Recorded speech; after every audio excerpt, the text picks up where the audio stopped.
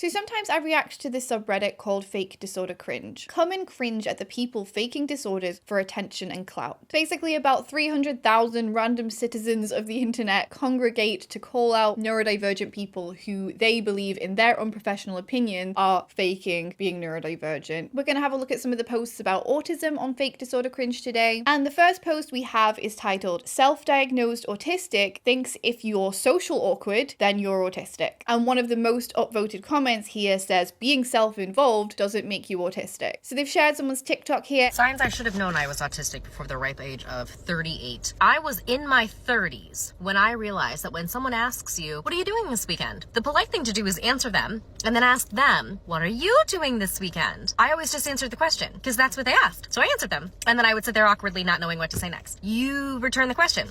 That's a social norm. Oh my gosh, yes. I have said many times on this channel that I was in my late teens when I learned how to socialize. And I discovered a great way to have a successful interaction was to ask people questions. People tend to love being asked questions about themselves. They love it when you remember things about them and you ask follow-up questions the next time you see them. And I learned that I was more comfortable with doing that because it took the attention off me. Because when you're an autistic person who masks, so covers up their autistic traits in order to fit in better, you find yourself not wanting to share too much about yourself, not wanting to go too deep because then the other person might discover something that they find weird. But I don't socialize so much now. I work from home and I find when I go out into the real world, my social skills are definitely rusty because sometimes somebody does ask me a question and I don't reciprocate. And then later on when I get home, I'm like, oh my gosh, when they asked me if I was going on holiday this summer, they probably expected me to return that question and I didn't, and I bet that seemed super rude. I think it's just that for autistic people, social situations can be super unpredictable and stressful. If somebody asks you something, you might be so focused on giving the perfect answer that you simply forget to return the question. Anyway, I have no idea why such a relatable TikTok has found itself on fake disorder cringe. So let's read what the person posted alongside the TikTok. "This is a stereotype of autism that is very disrespectful to those who have the disorder and cause some people not to want to be socially connected to those with the disorder. Personally, I do not feel disrespected by this TikTok." And are we accusing autistic people of reinforcing stereotypes by sharing their lived experience now?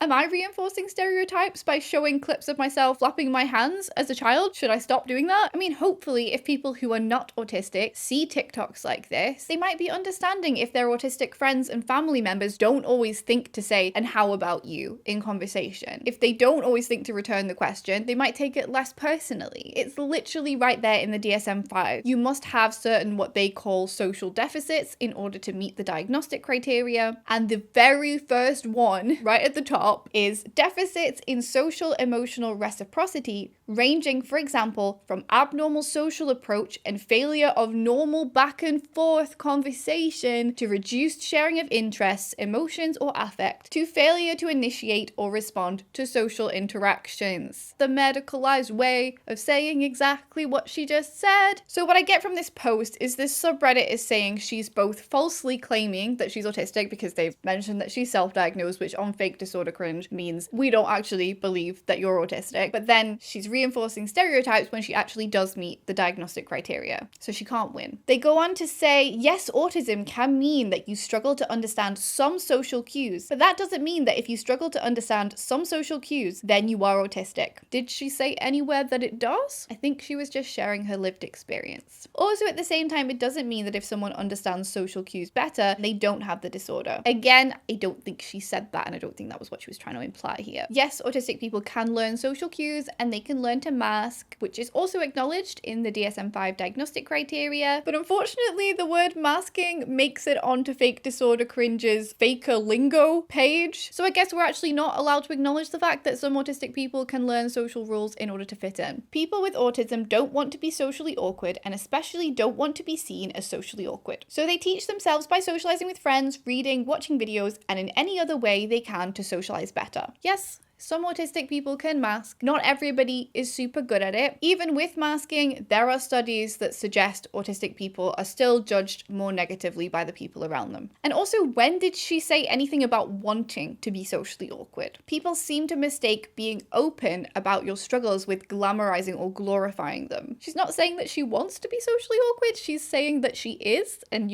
probably sharing it, hoping that other people will find it relatable. Maybe she can connect with other people who feel the same way. Autism isn't all about how good you are at socializing, which is true, but it is in the diagnostic criteria. You do have to have, as I said, social deficits, perceived social deficits in order to be diagnosed. If someone with autism learns how to socialize in a way that makes them just as good as the average person, doesn't mean that they are cured of autism, which is the type of thinking that this stereotype creates. I'm so confused. What are they saying here? When did she say she was cured? Is it the fact that she's saying that she learned skills and got better at socializing? Is that their problem? But then this person literally said within their post that autistic people can teach themselves to be better at socializing, didn't they? Let's go to the comments. With 60 upvotes, being self-involved doesn't mean you're autistic. And it's so funny how often people on this subreddit, by attempting to call out fakers, actually end up just bullying autistic people for being autistic, just regurgitating insults and criticisms that autistic people are so used to hearing. Because of our difficulties with this reciprocity and with socializing, autistic people are often called selfish. But when here in this TikTok did she say that she doesn't care about other people, that she doesn't care about their weekend? She just said in the moment, and in the moment of socializing is a very stressful moment for many autistic people. She doesn't think to return the question. Someone replied and said, did the person in the video say so? And then Devil Rude Boy Aspergirls said she very heavily implied it. Did she? Did she imply that being self-involved means autistic?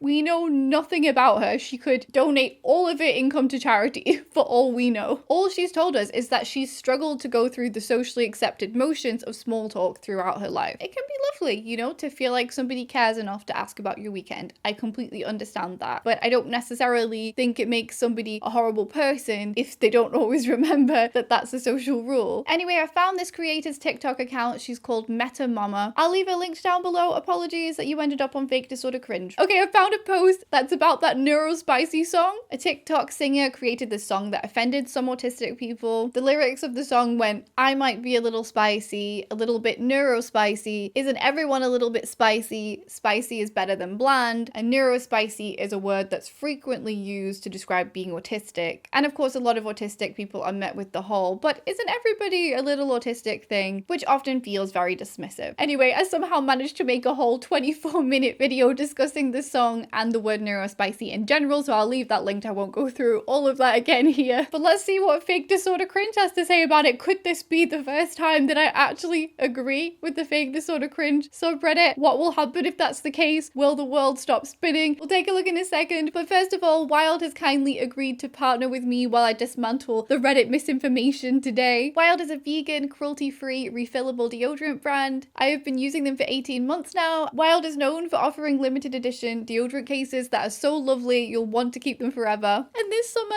they have this beautiful blue and white limited edition jungle case. When they said they were bringing out a jungle case, I did not imagine it being like this elegant and sophisticated. It's so cute. And it has little animals on it when you look closely. And I've gone jungle themed to match it. We got the jungle earrings going on. Wild's cases are made from aluminium. You order these little refills for them that come in compostable packaging, so it's a great way to reduce your single-use plastic. For summer, they have a limited edition scent, Tropical Jungle, which of course pairs up perfectly with the jungle case. It also smells super sophisticated with notes of leather and fern. But they have loads of other scents available, and they often have limited edition scents, so you can change it up to keep it fresh. Or you can even go with unscented if you don't like fragrances. Their refills contain a mix of butters, including shea butter, so they're also very moisturizing, which is nice. And Wild is also doing lip balms too, which I'm super excited about. They have this ombre case for summer, which makes me think of sunsets. Applying lip balm is kind of a sim for me. I do it so many times throughout the day while I'm sitting there editing, so it's great to have a refillable one now. Wild ships worldwide, so you can order from them wherever you are. They also have a flexible subscription option, so if you like, you can have your refills delivered to you without having to think about it. If you'd like to give it a try or maybe get the jungle case while it's available, you can get 20% off if you use my code MEG2024. You can click the link in the description or use the QR code on screen. The discount applies to any products on the Wild website, but for a limited time only. So the next post, Neurospicy by Jax. The song is meant to be a cute song, but it is just infantilizing and dumbing down autism. It gives such a bad portrayal of it and is extremely distasteful, trying to make it seem like a cute and quirky personality trait. And to that I say, why can't autistic people be cute and quirky? Do you not think we're cute and quirky? I'm offended. So the song, and I won't play it here because it will get stuck in your head, but it's super easy to find online if you want to. It does definitely have a cutesy vibe. It's got a ukulele going on. It's quite a repetitive tune. It has slight, nursery rhyme sort of vibes, I would say. I discussed it in my video at length, but I don't think Jax intended to infantilize autistic people. I think she just wanted the song to be happy. She wanted to make a happy song about how we're all different, and it was maybe just a bit dated. I'm not sure if she even knows that the word neurospicy is connected to the autistic community particularly. I don't think she used a ukulele because she thinks autistic people are children. She was singing about herself being neurospicy within the song. So who knows, maybe she's on a journey of self-discovery and didn't realize that the line isn't everybody a little bit spicy. It might be offensive / upsetting to neurodivergent people. Because of course, if everybody was neurodivergent, then nobody would be. Not everybody can diverge from the norm. That wouldn't make any sense. And if everybody were truly autistic, then the world would probably be a lot more comfortable for autistic people than it is. A lot of autistic people did feel like this song was trivializing their struggles, as this post says, trying to make it seem like a cute and quirky personality trait. I do think there's a tendency, and I particularly see this on TikTok for both autistic and non-autistic people, to push back against anything that shows being autistic and being neurodivergent in a positive light. To call it glamorizing or glorifying or infantilizing or trivializing. Or to say a person is faking because they look too happy, basically. Your struggles are not real, they're not valid. You smiled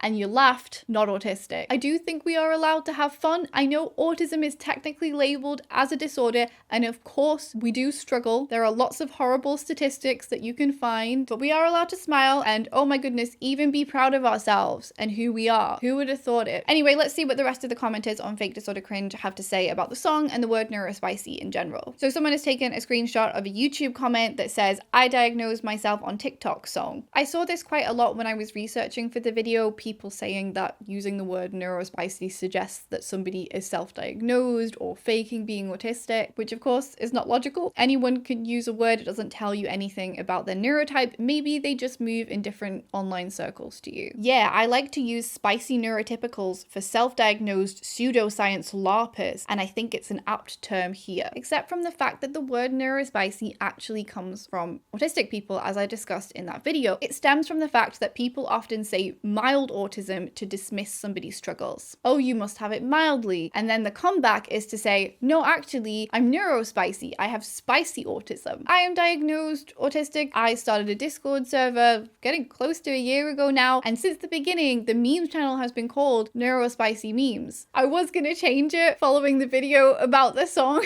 but I think the general consensus now has been that it's almost more funny, particularly with it being, a silly memes channel, to kind of continue using it ironically. It's just not that deep, I suppose. It's a stupid word. It's supposed to be a stupid word. Someone said, I hate the word neurospicy. It sounds so stupid. Just said that. And then another person replied, thank you. It's not a Doritos flavor. Would you eat neurospicy Doritos? I probably would. I think the only vegan ones are the spicy ones in this country. What are they called? I haven't had them for so long. Chili heat wave. Can't we have in-jokes? I hate the fact that sometimes there's this implication that the only way that we can be taken seriously as truly disabled is to be miserable. That doesn't seem like moving towards autism acceptance to me. That just makes me kind of sad. And maybe this is a reaction to the fact that so many autistic people feel completely unsupported. Maybe we feel like we need to hammer home the fact that no, we really do need help. We really do need more support than we're getting right now. And I understand that. But is it greedy of me to think that maybe we can ask for both accommodations for very real struggles, but then also allowed to laugh? Surely both of those things can kind of help us move towards the same goal, which I think is better quality of life for autistic people. Maybe having dumb, slightly ironic, self-deprecating jokes can be part of that. So I'd still have preferred it if Jax didn't use the word neurospicy in her song the way that she did, but I wouldn't hold anything against an autistic person who wants to call themselves a Doritos flavor. It's your disability. You're allowed to have a sense of humor about it. Okay, so phew, I'm safe. I don't agree with Fake Disorder Cringe. The world will keep on spinning. It's fine. I don't know why I'm relieved. I'd prefer it if I did agree with them, because that would probably mean they were being less ableist, but The next post is the dangers of self-diagnosis. Are you ready? So they've written, this explains some of the issues with self-diagnosis even better than I could, and the long-term effects of fakers / self-diagnosis. And there's another TikTok. I can't breathe. I'm having an asthma attack. I need my inhaler. Oh my god, I am so asthmatic. I completely get how you feel. I always get so out of breath when I'm running, and like even walking upstairs sometimes it's crazy. I'm so asthmatic. I really need my inhaler. Oh no, you don't need that. I always find that if I just calm down a bit, I can catch my breath. Just try doing that. You don't normally need an inhaler, Fade. Call an ambulance, call an ambulance. I think that's a bit extreme. I have heaps of friends with asthma. Some of them are like fully diagnosed and it's not that serious. Everyone's a little bit asthmatic. I'm the paramedic, someone's having a medical emergency. She's on the floor in blue now, but she's having an asthma attack and needs an inhaler. Oh, everyone thinks they have that these days. Real asthma's rare. Okay, so we're not calling out a specific autistic person with this post. We're instead sharing this TikTok as more of a meme targeted at people who do self-diagnose. The thing is, I feel like this would be more of an appropriate response to people who say things like, isn't everybody a little bit autistic, or everybody thinks they're autistic these days, which are not the same people who are self-diagnosing. This is better aimed at the people who don't believe autistic people when they say they're autistic, and this happens to people who are diagnosed, you're medically diagnosed all the time. I'm sure I get probably at least one comment every day telling me I'm not truly autistic. If you were going to apply this whole asthma thing to what has actually been happening with autism, it would be more like we've lived in a world where people have always had asthma and have always suffered serious consequences like asthma attacks. However, only some people have been believed, because the profile of somebody who truly has asthma has been a white affluent male who likes science or who has an intellectual disability. And anyone who presents with the same symptoms but doesn't fit with the stereotype is either labeled hysterical and locked away in an institution, or just has to struggle through life getting really out of breath constantly, maybe not being able to keep a job because it's so draining for them to get through the day without this inhaler that they so desperately do need, and getting into really dangerous situations because they don't have medication. Plus they have to deal with everyone around them telling them that their symptoms are not real, that of course you can breathe fine, there's loads of air, it's everywhere, you just need to try harder. But slowly we're starting to realize that we were wrong. People other than straight white affluent males who like trains also can have asthma too, and that actually there are even more white straight affluent males who like trains who have also been missed, who also have asthma. Just a lot more people have asthma than we ever believed. I'm still talking about autism when I say asthma here. Maybe about half of the people in the UK with asthma have historically gone undiagnosed. Maybe a lot of them have been misdiagnosed with having panic attacks when they've actually had asthma all along up until now. And now we can finally tell these people that it's not all in their heads, that they have actually been struggling all along. They have had asthma their whole lives. Since the very beginning, since we started researching autism, the number of people diagnosed has been increasing. We know more about it now, and people can also connect via the internet, which makes it easier for people to identify traits in themselves too. Someone commented and said, I feel like a self-diagnosed asthmatic would wear an inhaler on a necklace. And then someone also said that they would tell you as soon as you shook their hand. So trying to say that if someone is autistic, they'll tell you immediately that they're autistic. Feels like another version of that whole like, how do you know if someone's vegan? They'll tell you straight away in the first 30 seconds. Whatever. It's a tired old joke that we've heard a million times. I've been vegan for how long? A lot of years. Too many years. Makes me feel old. 14 years. I've heard that many, many times. Why do vegans often tell you that they're vegan? Because eating is quite an important part of life. And if you're spending the day with somebody, food is probably going to come up at some point. We tend to eat numerous times a day. A vegan is probably going to tell you that they're vegan because they might need to tell you that they can't eat certain things, or they might need you to kind of accommodate their dietary requirements. You know, it can be quite important. Why do people tell you that they're autistic? Because they might want you to know that that is why they might appear socially different. That is why they might make mistakes. That's why their eye contact might not be amazing all of the time, because when people don't know that you're autistic, they can call you names, they can think that you're weird, or they can just get a bit of a strange vibe from you. They can't put their finger on what's different about you. So sometimes they just go with, this person just seems a bit off, I'm just not going to talk to them. Whereas if you know someone's autistic, some of how they behave might make more sense to you, and also, again, you might be able to accommodate them. I can assure this person who left this comment that they probably interacted with way more autistic people who haven't told them that they're autistic, who haven't disclosed their diagnosis, diagnosis than autistic people who have. There is a lot of autistic people out there. And what if somebody wearing that inhaler necklace, what if that was life-saving? What if it helped the people around them to realize that they were someone who uses an inhaler, who requires their inhaler, and then if they were in a difficult situation, they could look in their bag and find said inhaler and save their life? Does it not make sense that autistic people might want you to know that they're autistic? What's the point in getting the diagnosis otherwise? And it's sad that people share attitudes like this because it makes it difficult for autistic people to advocate for themselves. I feel nervous about saying it to people because I don't want people to think that I've, just latched onto a trend. It's worse for me because I have a social media following and I think it probably makes it seem even more like that in some people's eyes. So it's tricky, but I need to be able to tell people because sometimes I'm going to need to advocate for myself. And also with this whole necklace thing, being autistic is different to having asthma. It's your brain. It's how your brain works, how your mind works, how you think. It's much more connected to your identity, much more entrenched in who you are. So you might be proud of it, particularly when you've gone your whole life without having answers and now you finally have them. Plus, what is in the diagnostic criteria? Intense interest, becoming very fixated on things. Does it not make sense that autistic people might become fixated on the fact that they're autistic and want to learn everything that they can about it, particularly after a lifetime of feeling different from everyone else? Again, it feels like we're just making fun of people for having autistic traits. An autistic trait is talking a lot about things that you love, about things that you're interested in, sharing, potentially oversharing about things, and not being able to tell that the people around you are not interested in it. That could include talking about the fact that you're autistic. And often autistic people don't care so much about fashion, and we like to wear things that are connected to our interests. Again, are we just making fun of people for having autistic traits? Yes, I think we are. Someone also mocked the sunflower lanyard here. They said on a sunflower lanyard with a thumbs up, so the inhaler would be on a sunflower lanyard. The sunflower lanyard is used to signal invisible disabilities in general, so are we just saying that we don't think invisible disabilities exist? I can't remember the stats off the top of my head, but aren't a crazy percentage of disabilities invisible? My husband works in healthcare. He often works with people who are very sick and you cannot tell. He says that's one of the main things he's learned on his job is that somebody can be sat across from you. They can look,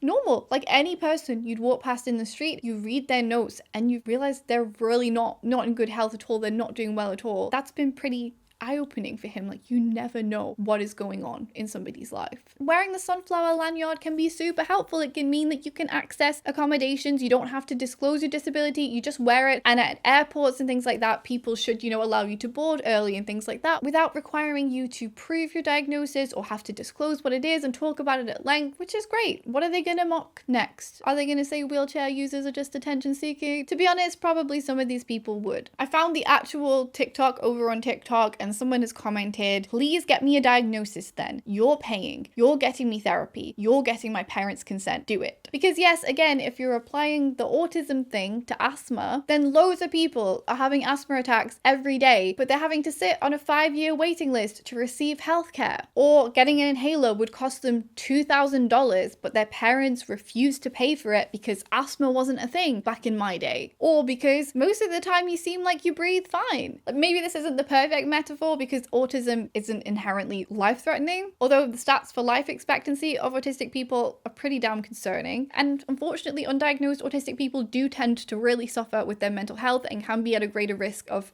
unaliving themselves. So I don't know, maybe it isn't such a bad metaphor. Of course, autism is a spectrum. Not everybody struggles equally. I don't think many autistic people would say that that was the case. Some people absolutely do need more support and find it more difficult than others to slot into society. That is very true. But it's not a competition. It doesn't need to be a competition. We don't usually say that somebody doesn't deserve to be diagnosed with a particular health condition because somebody else out there has it worse. And now we have autism is when rainbow butterfly. And this one has been tagged as insulting insensitive. And it's a screenshot of a TikTok that says makeup looks inspired by mental disorders part 5 apparently. So this is an autism inspired makeup look and it's a rainbow butterfly. It's really cool. It's really pretty. There's me not being able to get my eyeliner looking the same 2 days in a row. Can't even get them equal and then people can do things like this. Why does it represent autism? I suppose there's the rainbow infinity neurodiversity symbol and then the ADHD. Isn't the ADHD symbol is actually a rainbow butterfly? I think it's because the neurodiversity diversity rainbow infinity symbol is so often used as a symbol for autism. They kind of wanted a separate ADHD symbol, so we've gone with rainbow butterfly instead. So maybe this would be better as an ADHD makeup look. I don't know. Oh yeah, somebody mentioned that here, and then someone replied asking why does that represent ADHD, and then the response is because we're gay and fluttery.